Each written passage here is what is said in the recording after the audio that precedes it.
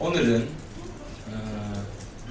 어제 제가 했던 발언, 박지원 의원은 김정은 정권의 십상시다 라는 발언이 있었고, 이에 대해 새정치연합에서 사과 요구가 있었습니다. 이와 관련돼서 제 입장을 말씀드리겠습니다.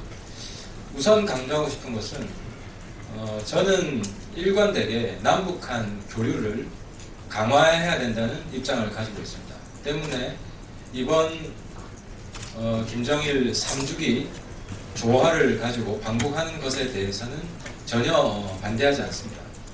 하지만 문제는 그 조화를 들고 가는 대표 단장이 박지원 의원이라는 겁니다. 김대중 평화센터에는 박지원 의원과는 달리 균형된 대북인식을 가지고 있는 사람이 있습니다. 예를 들어서 박재규 전 통일부 장관이나 정세현 전 통일부 장관도 있고요. 이분들이 김대중 평화센터 임원으로 있습니다.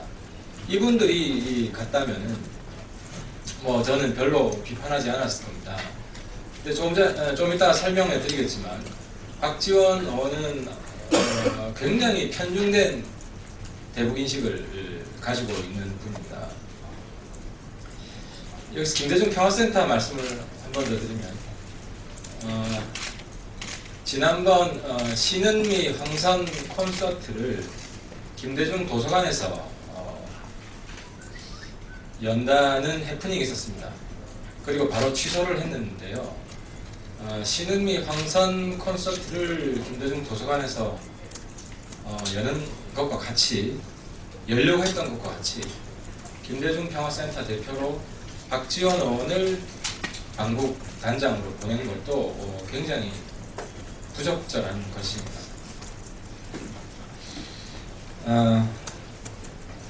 때문에 새정치연합 측에서 저에게 박지원 의원은 김정은 정권의 십상시다라는 발언에 대해서 사과하라고 했는데요.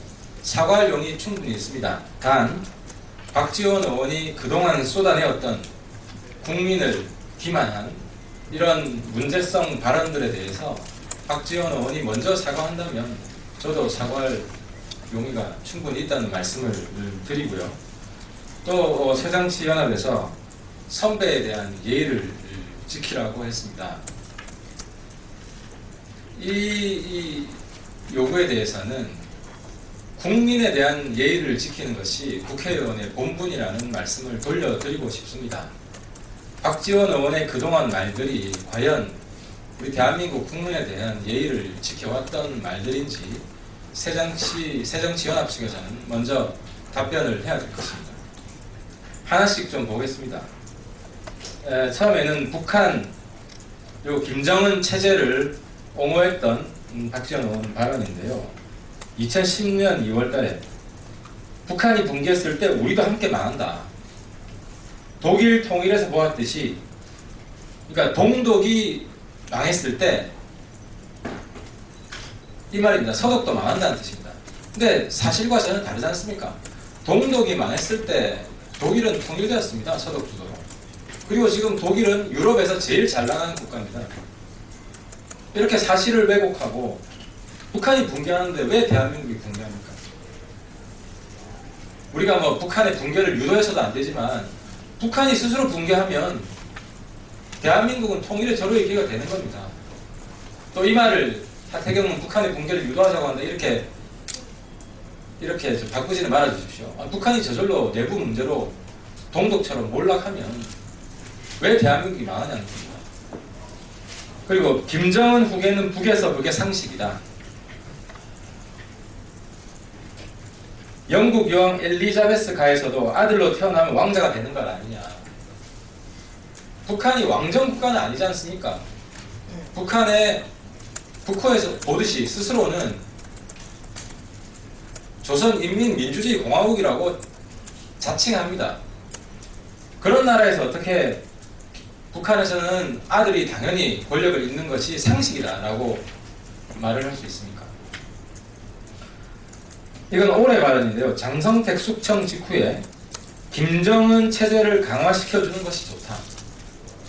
장성택과 그 일파들에 대한 김정은의 정말 잔인하고 야만적인 살인이 있었을 때, 전 세계가 김정은 정권을 규탄했을 때 오직 한 사람 용감하게 박지원 의원이 이럴 때일수록 김정은 체제를 강화시켜주는 게 좋다 라고 노골적으로 발언했던 사람입니다. 그리고 북한인권법, 2011년 박지원 의원이 원내대표로 있을 때 퇴임 기자간담회 때 공개적으로 한 말입니다. 북한인권법을 저지한 것을 자랑스럽게 생각한다. 원내대표 재임 기간 험한 인신공격과 별소리를 다 들으면서 북한인권법을 저지한 것을 자랑스럽게 생각한다. 유엔에서 사실상 김정은을 국제형사재판소에 제소하라는 결의안이 채택되었습니다. 이 당시 3년 전 발언이지만 얼마나 한치 앞을 내다보지 못한 시대착오적인 발언이라는 것이 다 드러나지 않았습니까? 이제는 사과할 때도 되지 않느냐는 겁니다. 또 2011년 6월에 북한인권법은 불필요한 법이다. 이건 그냥 간단히 넘어가겠습니다.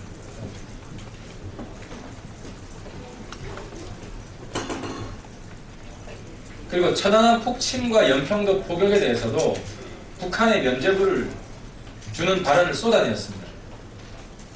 천안함 폭침이 일어났을 때 3월 26일 날 일어났고, 이 발언은 2010년 4월 1일 날 한 겁니다. 박지원 의원은 북한의 공격 가능성은 매우 낮다고 봅니다. 바로 거짓인 게 드러났지 않았습니까? 아직도 이렇게 생각하는지 궁금합니다. 이렇게 생각하지 않는다면, 천안함 공격이 북한의 공격이라는 것을 인정한다면 본인의 과거 이런 발언에 대해서는 사과할 필요가 있습니다. 북한의 연평도 포격에 대해서도 북한의 면죄부를 주는 발언을 했습니다. 북한의 연평도 포격은 현 정부, 당시 이명박 정부의 대북 강경 정책 때문이다. 아니, 북한이 대한민국 영토에 직접 공격을 했는데도 그것이 이명박 정부 때문이라고 그 책임을 현 정부로 돌렸던 사람입니다. 이 국민들이 다 있지 않습니다. 다 기록이 나와 있습니다. 그리고 최근에 통합진보당 해산, 통진당에 대한 헌재 재판에서 신중함을 요구한 것은 잘 지적한 것이다. 2014년 11월 26일 당 비대위 회의에서 했고요. 또 사실까지 왜곡하고 있습니다. 정당 해산 명령은 세계적으로 나치가 유일하다. 이게 사실이 아닙니다. 독일에서 당시 서독에서 두 개의 정당이 해산되었습니다. 서독 헌법재판소에 의해서. 하나가 나치당이고 또 하나가 공산당입니다. 당시 독일 공산당이 헌법재판소에서 해산이 되었고요. 독일뿐만 아니라 터키에서도 정당 해산 사례가 있습니다. 그래서 나치 정당 아닌 정당은 해산돼서는 안 된다는 식으로 발언하고 있습니다. 또 다시 북한이고. 그리고 이게 농담인지 진담인지는 모르겠지만, 농담이라고 하더라도 박지원 의원이 2011년 본인이 나는 종북주의자라고 해도 좋다, 이렇게 자신있게 김무성 대표한테 이야기를 했다는 겁니다. 김무성 대표가 이걸 밝혔고 본인이 인정을 했습니다. 자기가 나는 종북주의자라고 해도 좋다, 나는 종북주의자다, 이런 발언한 것에 대해서 인정을 했습니다. 그래서 우리 여기 계신